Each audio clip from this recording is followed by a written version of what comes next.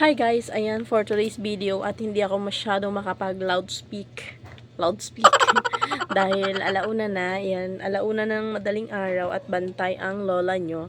So, ang gagawin ko ngayon ay magpe-prepare ng pambayad sa ahente ng Malboro natin para bukas guys. Ayan guys, nakalagay dito ay September 6, so balik nila bukas at ang bayaran ko ay ayan, nakikita ba? 18,161 pesos. So, kunting items lang yun.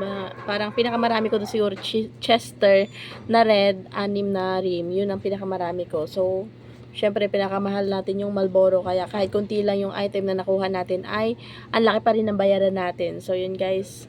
Magpe-prepare tayo ng pambayad natin. So, yan guys. Nandito nakalagay yung aking kaha-kaha. Ayan.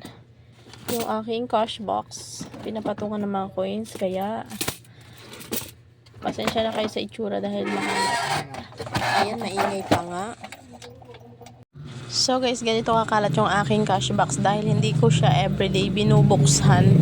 At every night, bago ako matulog, pinapasok ko na agad yung benta dyan. Syempre, pag umaga, tulog ako. Kaya, ang ending, sa gabi ko na ulit siya masisilip. Kaya minsan, hindi na ako nakapagbukas. Kukuha na lang kami dyan kapag halimbawa kukuha ng pambili ng kung ano yung kulang, ganyan.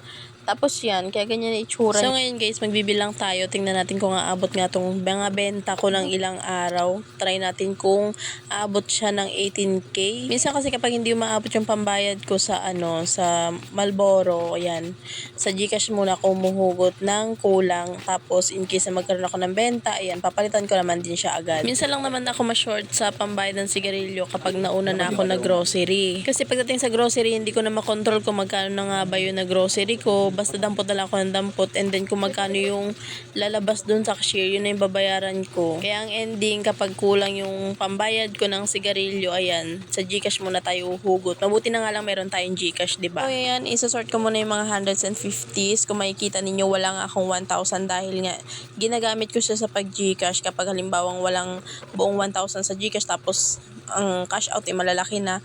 Ayan, kinukuha ko naman yun dito sa aking benta. Pinapalitan ko ng mga 100s kasi minsan nauubusan din ako ng 100s. Kaya para hindi tayo maubusan ng 100s, ayan, ganyan ang gawin natin. Palitan natin kung mayroon man tayong mga buo dyan para hindi maubos yung barya natin. Kaya alam nyo mga kasari, isa rin sa importante sa ating tindahan, yung lagi tayong may barya. Lalo na kapag umaga mayroong mga nagbabayad ng mga malaking bills like 1,000 yan. Siyempre para hindi sayang yung benta, meron tayong pamalit, meron tayong pambarya.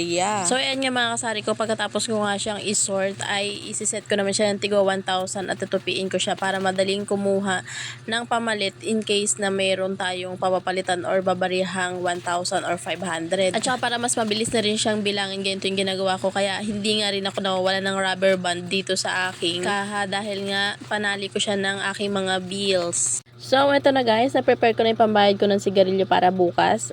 Araw ng Friday, tuwing Friday kasi yung punta ng ahente ko dito sa amin. So, bale, ito na sa 10K and magkanto 18,100 plus. Basta nakaset na yan para bukas, aabot ko na lang. And then, ito naman yung aking mga natira pang grocery ko na. Tapos, ito naman para sa GCash yan kasi pondo ng GCash yan. At ito yung aking papakita sa inyo na yung mga mahilig magbayad ng bulok na pera, ayan. Tapos kapag binayad naman sa kanila, ayaw nilang tanggapin kesyo bulok na daw. Ayaw daw tanggapin sa ibang tindahan. Pero pagdating dito sa akin, libreng-libre silang magbayad, o diba? O, naipon na. Kung hindi bulok, may punit. Ito, okay pa naman siya kaso may punit. Ayan guys. Mabuti na lang meron akong bangko at pwede ko siyang i-deposit sa bangko. Ayan. Nung nakaraan kasi nag-deposit ako ng pera ng GCash, nakalimutan ko siyang dalhin kaya ito naipon 50, 20. Tignan niyo naman yung mga itsura niyan, o di ba?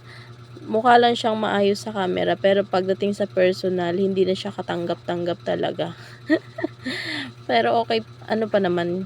Pero kung ako rin naman talaga, hindi ko rin siya tatanggapin kasi talaga sang lumang-luma na siya, guys. Tapos ano na siya, yung tipong malambot na siya. Ayan, malambot na tapos sobrang dumi.